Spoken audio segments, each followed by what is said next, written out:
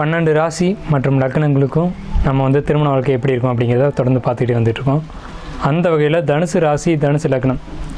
இந்த தனுசு அப்படின்னாவே காலபுருஷனுக்கு 9வது ராசியான இந்த தனுசு ராசி, தனுசு லக்னம், இதனுடைய தன்மைகள் எப்படி இருக்கும், இதனுடைய தன்மைகளுக்கு உங்களுக்கு வரக்கூடிய வாழ்க்கை துணை எப்படி இருக்கும் அப்படிங்கிறத பொதுவான விஷயங்களை நம்ம பார்த்துட்ருக்கோம். இது வந்து பர்டிகுலராக யாருக்கு நம்ம கொடுக்கல. பர்டிகுலராக நம்ம தெரிஞ்சுக்கணும் அப்படின்னா நம்மளுடைய பிறப்பு ஜாதகத்தில் தான் தெரிஞ்சுக்கணும்.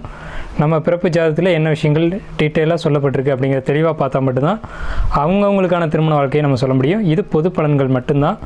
இந்த பொது பலன்களும் உங்களுக்கு 70% மேலே பொருந்தி வரும்.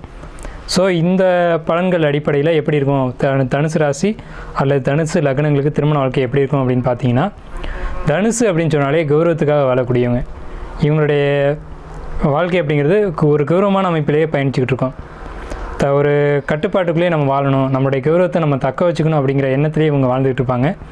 ஸோ அதனால் என்ன அப்படின்னா, இவங்களுக்கு காதல் அப்படிங்கிறது வந்தாலும் கௌரவத்துக்காக அந்த காதல் வேணாம் அப்படின்னு தூக்கி எறிஞ்சிட்டு போகக்கூடிய ஒரு அமைப்பில் இருக்கும். ஸோ இதனால் என்ன சொல்கிறோம் அப்படின்னா, காதல் திருமணத்துக்கு வாய்ப்பு இல்லை. இவங்க ஜாதக அமைப்புப்படி தனுசு ராசியாக இருந்தாலும் சரி, தனுசு லக்னமாக இருந்தாலும் சரி, காதல் திருமணத்துக்கு இவங்க ஒத்துக்க மாட்டாங்க. அவ்வளோ சீக்கிரம் காதல் திருமணம் அப்படிங்கிறது இவங்களுக்கு இல்லை. ஆனால் இவங்க பர்டிகுலராக இவங்களுடைய ஜாதக அமைப்பு அப்படி தான் இருக்குதுன்னு சொன்னால் அப்படி தான் நடக்கும். ஸோ அதுக்காக இல்லவே இல்லை அப்படின்னு சொல்ல முடியாது.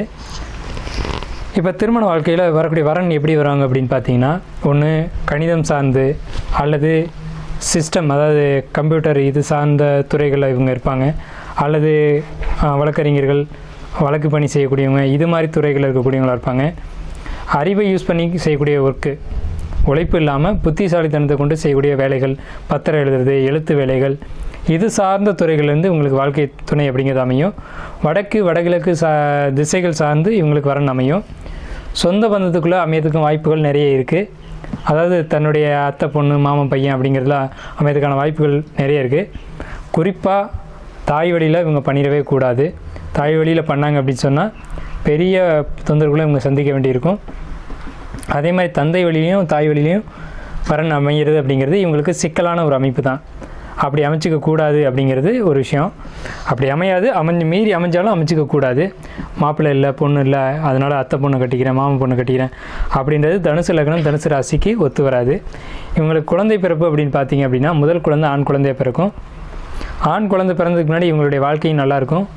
முக்கியமாக நம்ம இவங்க தனுசு ராசி, தனுசு லக்னம் இவங்களுடைய திருமண வாழ்க்கையில் நம்ம கவனிக்கப்பட வேண்டிய இடம்ன்றது இதுதான். என்னன்னு கேட்டிங்கன்னா, திருமணம் ஆன உடனே பெண்களாக இருந்தாலும் சரி, ஆண்களாக இருந்தாலும் சரி, தாயினுடைய உடல் நலத்தில் பாதிப்பை ஏற்படுத்தும். தாயினுடைய வாழ்க்கையில் பிரச்சனை கொடுக்கும்.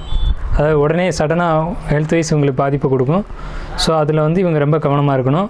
பாதிப்புகள் இவங்களுக்கு நிச்சயம் உண்டு. யாருக்கு? தனுசு லக்னம், தனுசு ராசிக்காரங்க திருமணம் பண்ணாங்க அப்படின்னா தாய் வழி உறவுகளில் பிரச்சனைகளை கண்டிப்பாக கொடுக்கும்.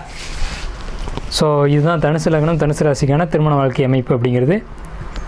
இவங்க முதலாக திருமண வாழ்க்கையில் அவங்க வரனை சந்திக்க போகும்போது பச்சை நிறம் எங்கள் ஏதோ ஒரு இடத்துல சம்மந்தப்படும். அதை வச்சு இவங்க கன்ஃபார்ம் பண்ணிக்கலாம் இவங்க தான் வாழ்க்கை துணை அப்படிங்கிறத.